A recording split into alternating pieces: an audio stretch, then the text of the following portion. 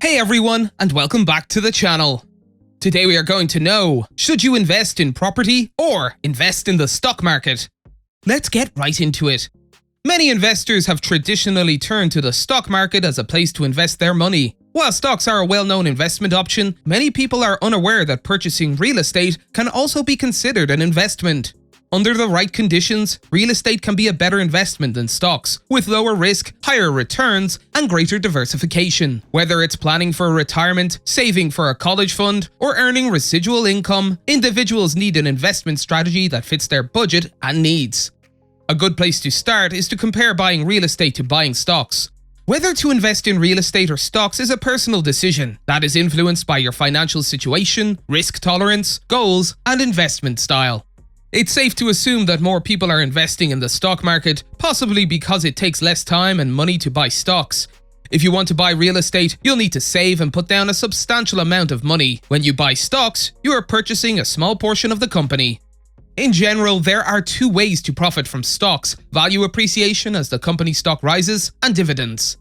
When you purchase real estate, you are purchasing physical land or property. Most real estate investors profit from collecting rents, which can provide a consistent income stream, and from appreciation as the property's value rises. Furthermore, because real estate can be leveraged, you can increase your holdings even if you can't afford to pay cash up front. Real estate is appealing to many prospective investors because it is a tangible asset that can be controlled, with the added benefit of diversification.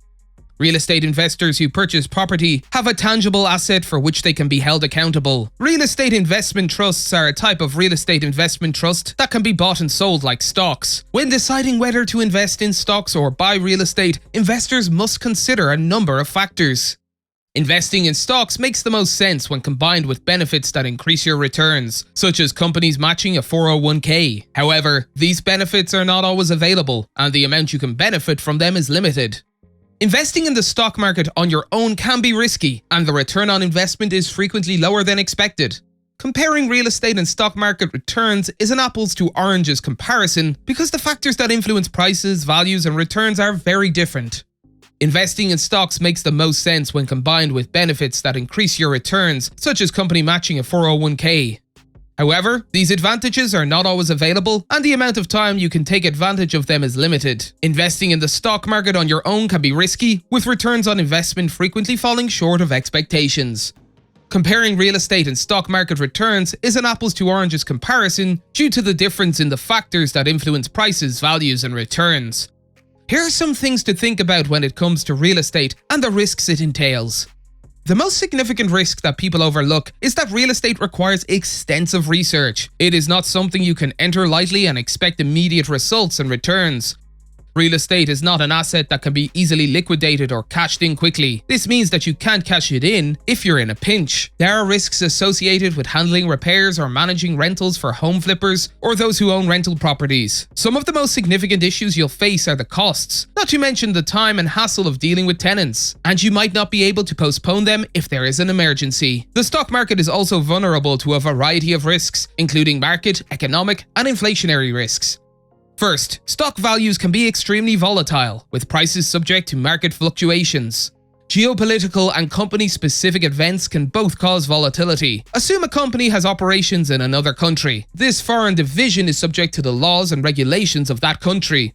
However, if that country's economy suffers, or if political problems arise, the stock of that company may suffer. Stocks are also affected by the economic cycle, monetary policy, regulations, tax revisions, and even changes in interest rates set by that country's central bank. Other risks may be posed by the investor. Investors who do not diversify their holdings expose themselves to greater risk. Both real estate and stocks carry risks and rewards. Stock market investing receives a lot of attention as a retirement investment vehicle, especially for people who contribute regularly to a tax-advantaged account, such as a 401k or individual retirement account. Diversification, on the other hand, is critical, especially when saving for the long term. To reduce risk, investors should diversify across asset classes or sectors.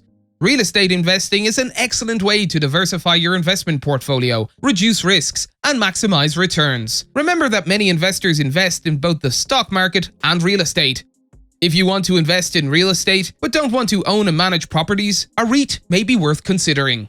That's it for today. If you guys enjoyed the video, make sure to hit that like button. Don't forget to subscribe and turn on that notification bell so you never miss out on any future content we'll produce for you guys. We're signing off now, but we'll be sure to catch you all in the next one.